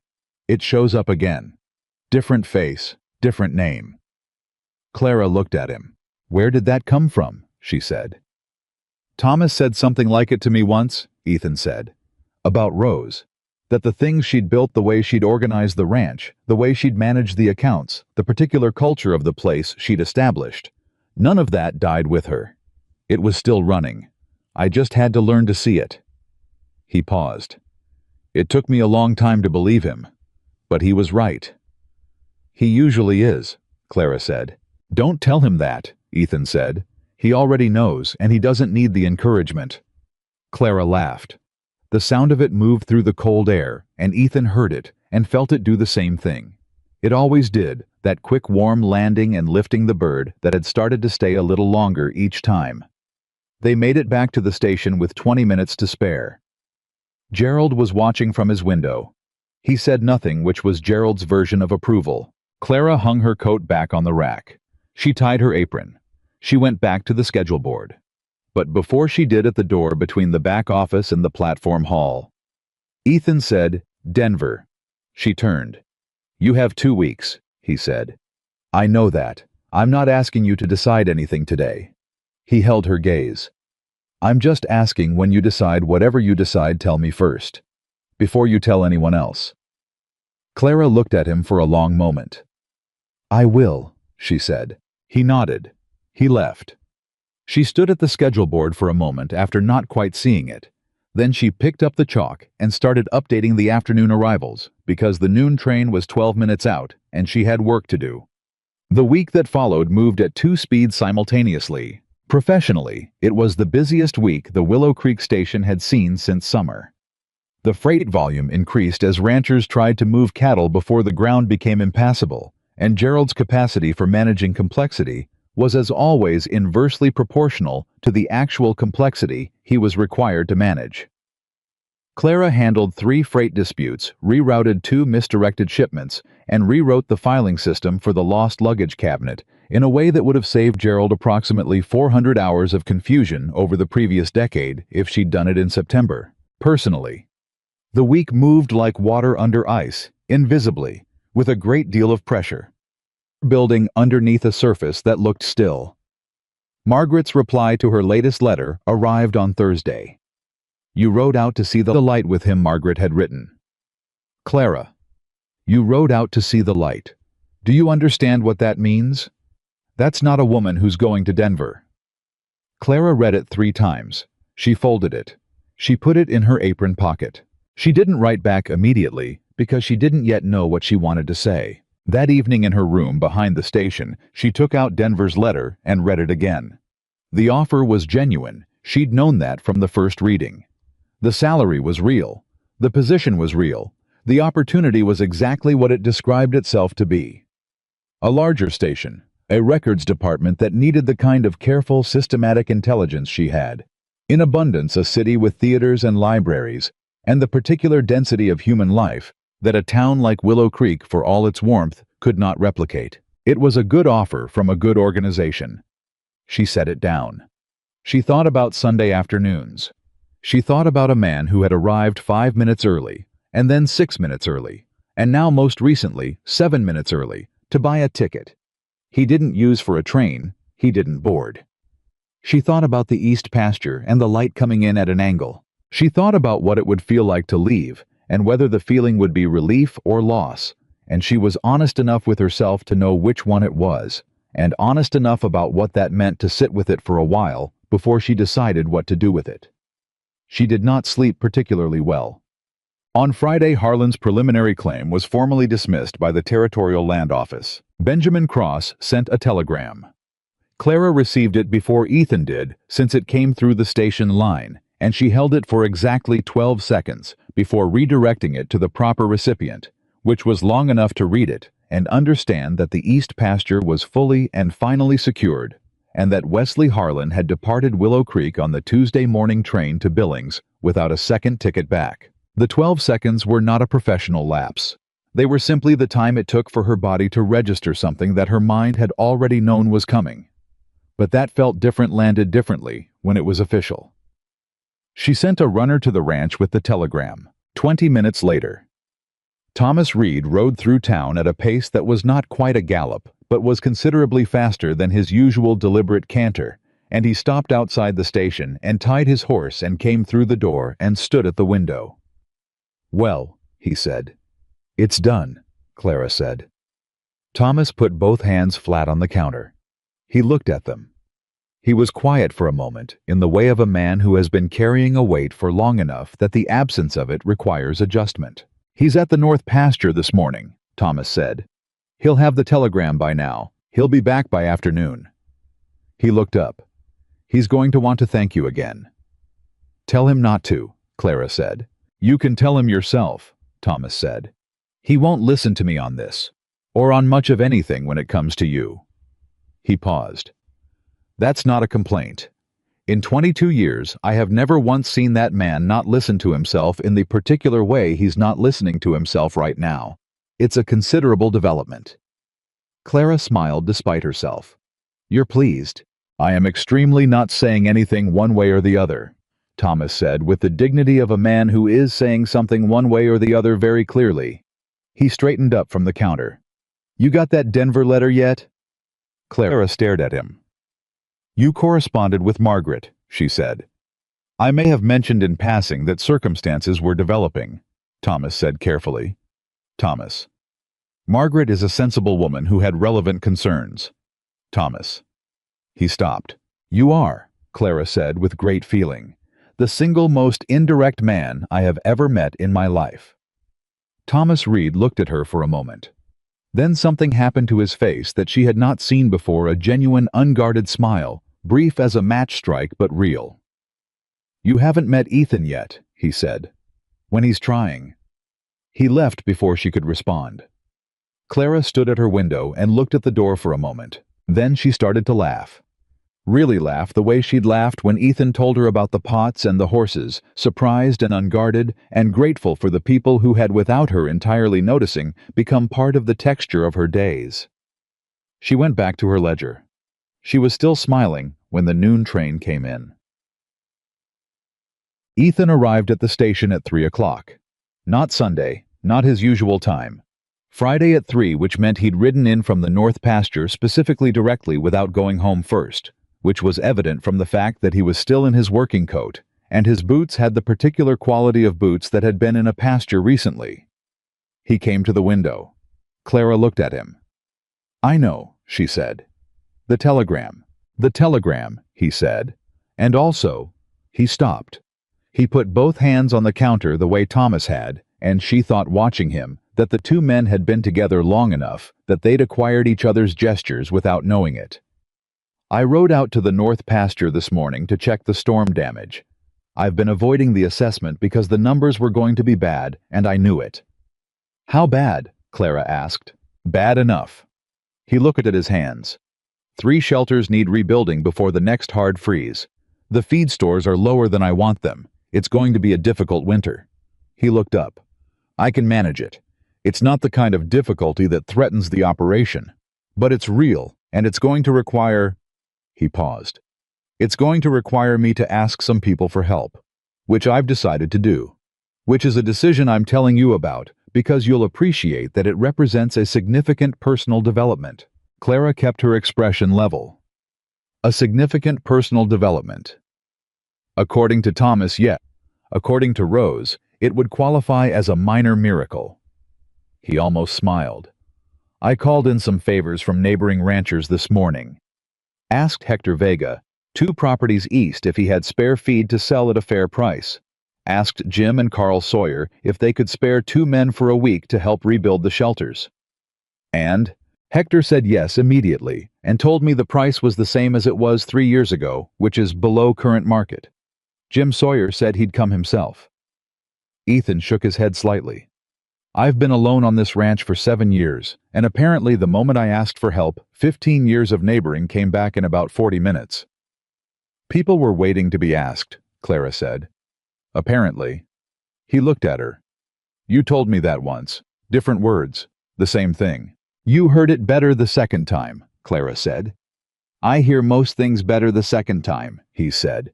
It's one of my less admirable qualities. Thomas agrees, Clara said.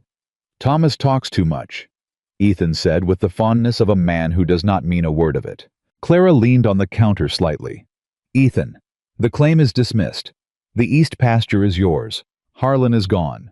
The winter will be hard, but you've got neighbors, and you've got Thomas, and the operation is sound. She looked at him steadily. How does that feel? He thought about it honestly the way he did everything. It feels, he said slowly, like the last 7 years I've been in a room with the door closed. And lately the door's been opening, inch by inch. He looked at her. You're most of the reason for that. Clara said nothing. I'm not putting that on you, he said quickly. I'm not saying it as a way of asking you to stay or creating an obligation. I'm saying it because it's true, and because I've decided to be honest about true things when I know them, which is also a significant personal development. He paused. I'm full of those lately. You are, Clara agreed. Denver, he said. Her heart did the thing again. The unauthorized thing. Denver, she said. You have a week left, he said. I know that. I'm still not asking you to decide anything today. He held her gaze with the direct, unguarded look that had become her favorite of his expressions. But I want to tell you something. Not as a reason, just as a true thing. Tell me, she said. Last Sunday, riding back from the east pasture. I was thinking about what Rose used to say about recognizing a good thing. He stopped. Started again more carefully. She used to say that the mistake people made was waiting until they were certain. That certainty was a destination, not a starting point. That you started moving toward something because it felt true, not because you could prove it. Clara waited. This feels true, Ethan said. I don't know what it is yet. I don't know what you want it to be. I don't know what you're going to decide about Denver, and I mean it when I say that whatever you decide, I'll respect it completely. He looked at his hands briefly, then back at her. But I wanted you to know that it feels true, whatever it is. The station was quiet around them. Gerald was in the back office. The afternoon train was 2 hours out. The clock on the wall ticked with its usual indifference to the weight of human moments. Clara looked at the man in front of her. The man who had spent 7 years on a bench, being faithful to a grief so deep, it had become its own kind of shelter, who had walked off the platform without looking back, who had ridden east to reclaim a view his wife had loved, who had picked up the phone, the telegram wire, and asked his neighbors for help, as though it were simply the sensible thing to do. I haven't answered Denver, she said. I know. I've been trying to figure out what I'm waiting to know before I can answer it. And... His voice was very quiet. I think I've been waiting, Clara said carefully, to know whether the thing that's keeping me here is a thing or a feeling, whether it's real or whether it's... She stopped. I came here looking for a place that didn't know what I'd lost, and instead I found a place that understood it, which is different, and better, and more complicated. More complicated, Ethan agreed. But I'm not afraid of complicated, she said. I want you to know that. I'm not going to run from something because it's complicated. I just need... She took a breath. I need to know that what you're describing, what feels true, that you're talking about what I think you're talking about. Ethan looked at her for a long moment. Clara, he said. Yes. I put my hat on the bench beside me every Sunday for 7 years because I couldn't stand the empty space, he said. I needed something there, even if it was just a hat. He paused. Last Sunday I forgot to put it down. She understood exactly what he meant. She looked at him for a long moment, and the something that had been building for weeks, that warm, precarious, unauthorized thing, steadied inside her chest into something she could name. Not certainty. Not yet. But direction. The feeling of having found the right heading and beginning, finally, to move. I'm not going to Denver, she said. Ethan went very still. I want to be clear, she continued. I'm not going because of you. I'm not going because of me. Because I looked at that offer, and I looked at what I have here, and they're not the same kind of thing, and I know which kind matters more to me. She held his gaze. But also yes, because of you. Both things are true. The clock ticked. Both things are true, Ethan said, like a man testing the weight of something before he trusted it to hold. Both things are true, Clara said. He looked at her for a moment with that early morning sky look, and in it was everything she needed to see. The relief and the care, and the careful, enormous tenderness of a man who had learned not to take things for granted because he knew what it cost to lose them. I'd like to take you to supper, he said. On Saturday, at Hanson's, if you'd be willing. Clara blinked. After everything, the directness of it surprised her. Hanson's is the nicest restaurant in Willow Creek, she said. It is, Ethan agreed. Gerald will know by Sunday morning. The whole town will know by Saturday night, Ethan said. I've made my peace with that. Clara looked at him. She thought about the man who had bought a platform ticket every Sunday and sat alone on a bench with a folded letter and his hat in the empty space beside him. She thought about what it had cost him to walk off that platform without looking back. About what it was costing him right now to stand at a station clerk's window on a Friday afternoon and ask directly for what he wanted. She thought about Rose, who had spent 14 years teaching this man to let people in, and who had done it so well that the lesson was still working long after she was gone. Saturday, Clara said. Hanson's. Ethan nodded once. He straightened from the counter. 6 o'clock, he said. 6 o'clock, she confirmed. He walked to the door. This time, before he went through it, he stopped and turned back. He looked at her across the empty station floor with the particular look of a man who has something to say and is deciding whether to say it. He said it. "I'm glad it was raining," he said. "That Sunday. I'm glad the platform was empty and you came out anyway." Clara held his gaze. "So am I," she said. He went.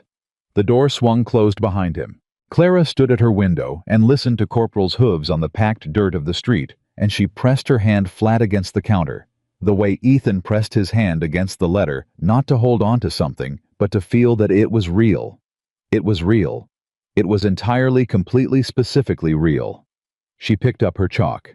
The afternoon train was an hour and 40 minutes out. There were departures to post and arrivals to update, and a lost luggage report from Tuesday that still needed filing, and Gerald was going to emerge from the back office within the next 10 minutes looking for the freight ledger. Clara Whitmore went back to work. For the first time since she'd arrived in Willow Creek, she went back to work feeling not like a woman who was managing the gap between where she was and where she was going, but like a woman who had arrived, not at an ending, at a beginning. The kind of beginning that felt from the inside exactly like coming home. Thomas Reed found out about Saturday supper before Saturday happened. This was not because Ethan told him. Ethan did not volunteer information about his interior life under ordinary circumstances, and the circumstances of a supper invitation to a woman he'd been circling for 3 months were not ordinary by any definition. He had simply come home on Friday, seen to Corporal eaten supper, and gone to bed at a reasonable hour for the first time in recent memory. Thomas found out because Hector Vega's wife told the blacksmith's wife on Saturday morning, who told the woman who ran the dry goods store, who told Gerald Purcell when he came in for his weekly tobacco, and Gerald, who possessed the particular contradiction of a man who considered himself above gossip while being constitutionally incapable of not repeating it, mentioned it to Thomas when Thomas came into town for feed supplies 2 hours later. Thomas listened to Gerald's account with the stillness of a man receiving information he has been expecting and yet finds more affecting than anticipated. "Hanson's," Thomas said. 6 o'clock. Gerald confirmed with the tone of a man reporting troop movements. Thomas picked up his feed order and walked out of the store and loaded the wagon in the cold morning air and drove back toward the ranch. He was halfway home when he had to stop the wagon, not because anything was wrong with the road or the horses. He stopped because he needed a moment that was not in motion, a moment where the world held still enough for him to feel the full weight of what had just shifted. 22 years. He had worked beside Ethan Callahan for 22 years. He had watched him marry Rose McKinnon on a June afternoon when the whole valley smelled of wildflowers. He had watched him lose her on a January morning when the ground was frozen solid and the grief came in like weather, total, consuming, indifferent to what it covered. He had watched 7 years of Sunday afternoons become the shape of a life organized entirely around absence. And now Ethan Callahan was taking a woman to supper at Hanson's on a Saturday night. Thomas sat on the wagon in the road for 2 full minutes. Then he clicked his tongue at the horses and drove home. When Ethan came into the barn that afternoon, Thomas was repairing a bridle and did not look up. "You heard," Ethan said. It was not a question. "Gerald," Thomas said. "Gerald." Ethan agreed with the resignation of a man who has lived in a small town long enough to understand that privacy was a theoretical concept. Thomas set down the bridle. He looked at his oldest friend with the eyes of a man who has 60 years of experience, distinguishing between things that matter and things that don't, and who knows precisely which category this falls into. "Are you nervous?" Thomas asked. Ethan considered denying it for approximately 1 second. "Yes." "Good," Thomas said. "Means you're paying attention." He picked the bridle back up. "Wear the gray coat, not the working one, the good one." "I know which coat to wear, Thomas." "The last time you dressed for an occasion was Rose's cousin's wedding in '86, Thomas said. "I have low confidence in your independent judgment on this matter." Ethan looked at him for a moment. "The gray coat," he said. "And polish the boots," Thomas said. "Both of them." Ethan walked out of the barn. Thomas waited until the footsteps faded.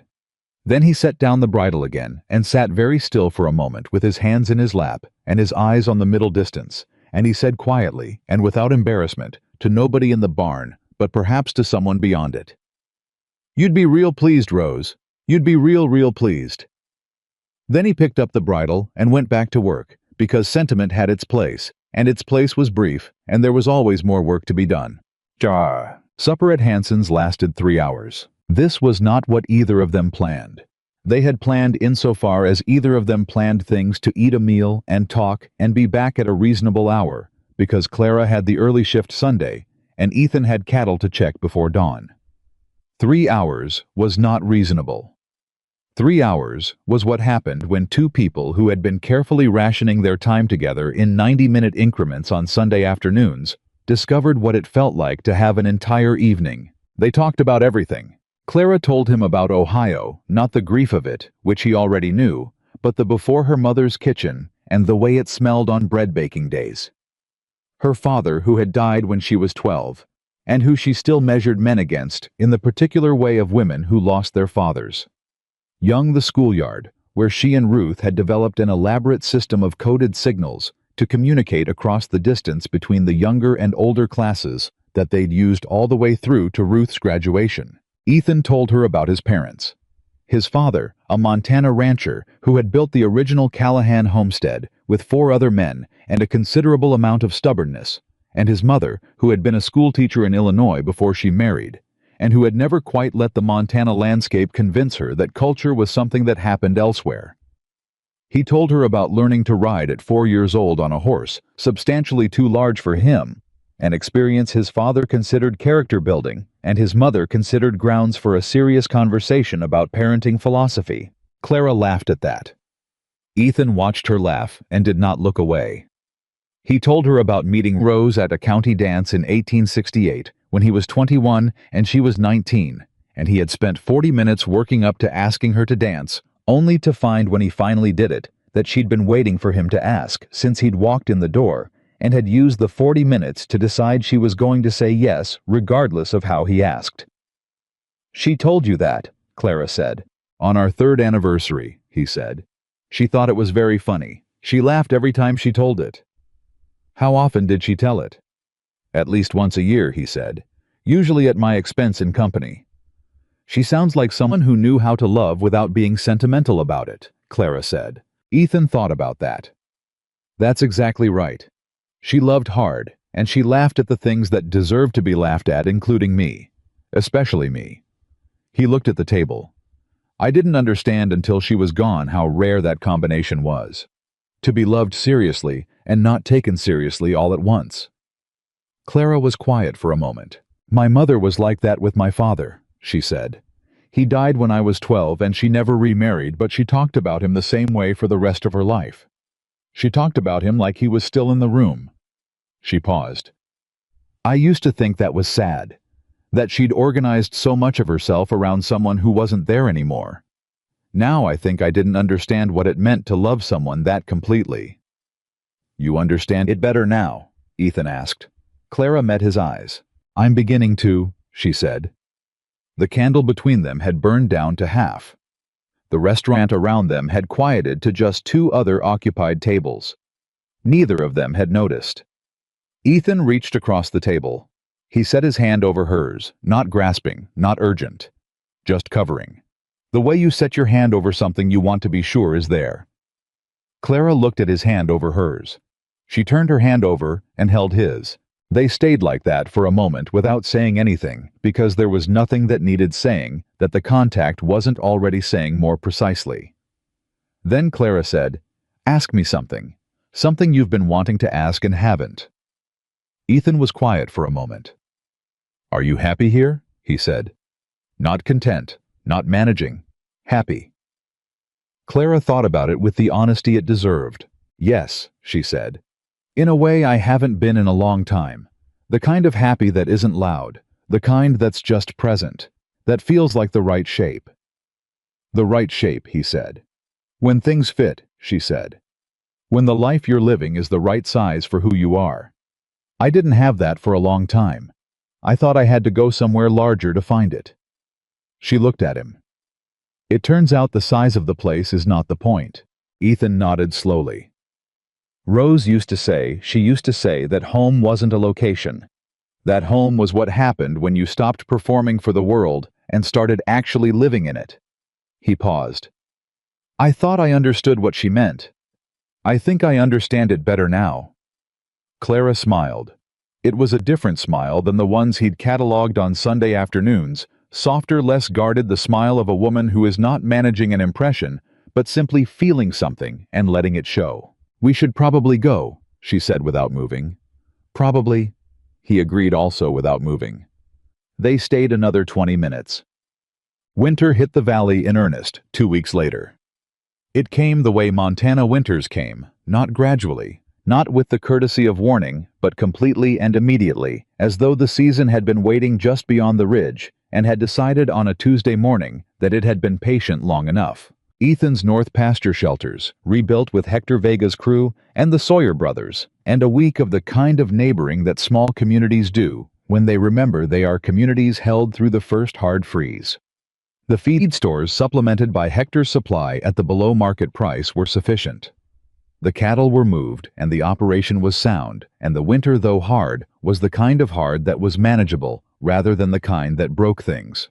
Ethan worked from before dawn until after dark most days.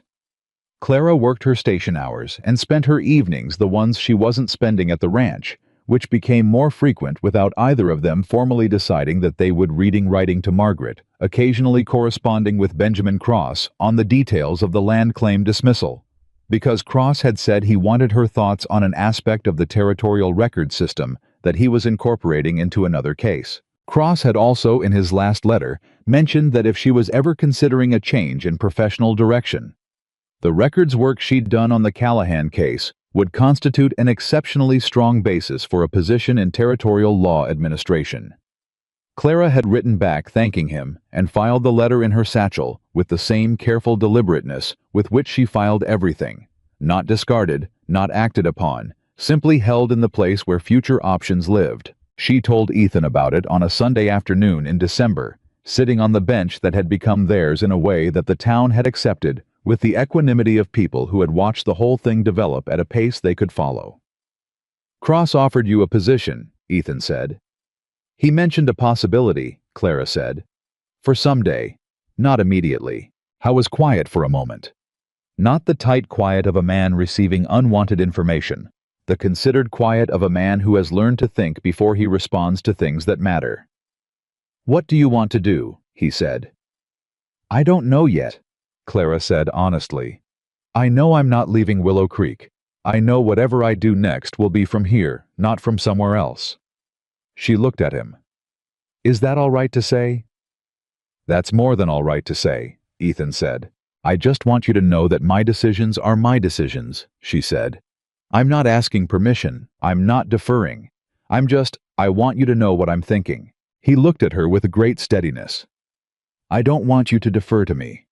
I want you to tell me what you think and what you want and what you're planning, and I want to tell you the same, and I want us to figure out how those things fit together. He paused. That's what I wanted with Rose. That's what we had. Two people who each had a complete life and chose to make one life out of it instead. He held her gaze. Not one person disappearing into the other person's shape. Clara was quiet for a moment. You've thought about this, she said. I've been thinking about very little else, he said. The train arrived. The steam rose around them in the December cold, thick and white, and Clara watched it the way she always watched it now. Not as a departure, but as a marker, the weekly punctuation of something ongoing. The train came and went, and the platform resettled into quiet. Ethan, Clara said. Yes, the letter, the one you carry. She said it carefully, the way you say something you've been holding for a while. You still carry it. He reached into his coat. He looked at it for a moment, the folded paper worn soft at the creases that had traveled every Sunday for 7 years in the inside pocket of his coat. Yes, he said. Is that, do you want to keep carrying it?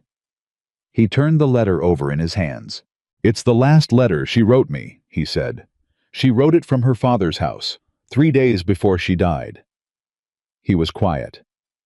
She wrote about small things, the way the light looked that morning, her father's improvement, a recipe she'd gotten from a neighbor that she wanted to try when she got home. His voice had the particular quality it always got when he spoke of Rose, not broken, not raw, but weighted with a love that had had 7 years to settle into something permanent. She didn't know it was the last one. She was just writing a letter. The way you write when you expect to see the person soon, and the letter is just a way of being in touch until you do. "What does it say at the end?" Clara asked gently. Ethan opened it.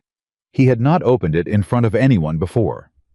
Clara understood this without being told, the way she understood most things about him, by paying attention. He read the last lines aloud. His voice was steady. "I can see you already standing at your usual spot on the platform. You'll be there before the train stops, just like always. Just like always, I'll look for you first. Save my spot on the bench. I'll be home Sunday. All my love, always, Rose." The silence after those words was absolute. Clara did not try to fill it. She sat in it with him the way she'd sat in the rain on that first November Sunday, because some silences were not empty and did not require filling. After a long moment, Ethan folded the letter back along its creases. "I'm going to keep carrying it," he said. "Not because I'm waiting, not because I can't let go." He looked at Clara directly. "Because she was real. Because what we had was real. And carrying it isn't holding me back from anything. It's part of who I am. It's one of the things I'm made of." "I know," Clara said. "I wouldn't ask you to put it down." "I know you wouldn't," he said. "That's why I can tell you." He put the letter back in his coat. Then he said, "Clara, I want to ask you something." She waited. "Not today," he said. "Not right this moment, but soon. There's something I want to ask you, and I wanted to tell you that I'm going to ask it so it doesn't come at you sideways." Clara looked at him. "All right," she said.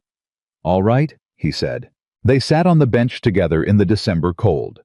Two people who had arrived at the same place from directions neither of them had chosen, and the tracks ahead were empty, and the platform was still, and the town of Willow Creek went about its Saturday business all around them, completely ordinary, completely unchanged. Only everything was different. He asked her on a Sunday in January. The anniversary Sunday, though, he hadn't planned it that way. He genuinely had not realized until he rode into town and the date settled on him, somewhere along the main street, that it was 7 years to the week since Rose had died. 7 years since the telegram had come. 7 years since Thomas had stood in the yard with a piece of paper in his hand and a look on his face that had told Ethan everything before he even reached him. He sat on the bench. Clara came out with the coffee.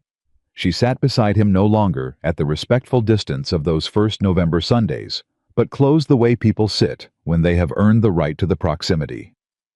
7 years, he said. She understood immediately. "Yes, I rode in thinking about what this day has been for 7 years, he said.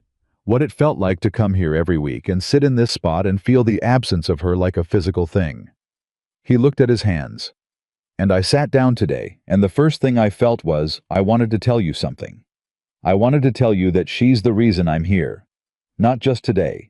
She's the reason I know how to love someone the way I want to love you. She taught me. She spent 14 years teaching me what it looked like to be present with someone, to honor them, to let them matter fully." He looked at Clara. "I don't want to love you instead of her. I want to love you because of what she gave me.